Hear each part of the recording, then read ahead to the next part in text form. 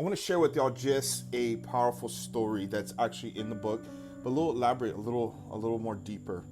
And it's really a story, y'all, that woke me up to the spiritual world. I'm 15 years old, and at this time, I have recently started my journey walking with Jesus, and see what that's about.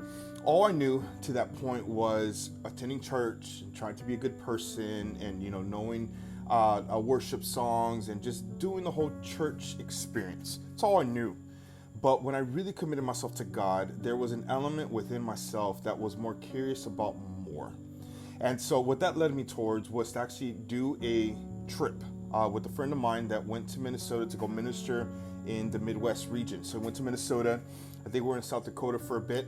And being out there, y'all, my eyes were open. I mean, I saw God move in such a unique way. I guess it's that you leave your home type of element. You're in a different environment and you are just sincere and open, and your eyes are just really open to what's happening.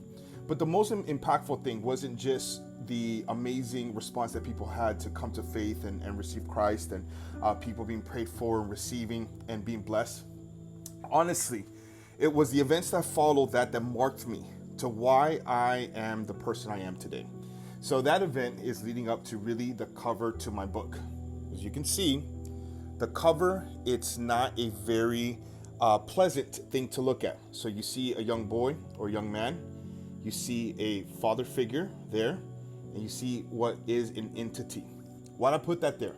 Not to scare people, but to show you that this is my first introduction to the spiritual world.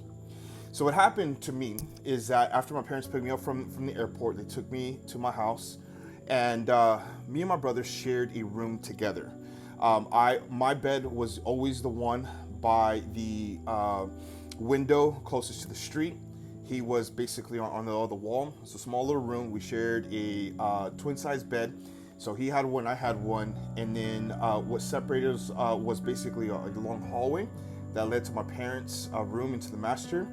And then in between the hallway was basically a wall that led towards the front of the house. Why is all irrelevant? Because why is all of that relevant? Because I'm gonna share with you all. So basically, after arriving from the trip from Minnesota, I go and I lay down and I'm about to go to sleep. As I'm about to go to sleep, y'all, something unique and supernatural happened to me at that moment. My first ever encounter of sleep paralysis.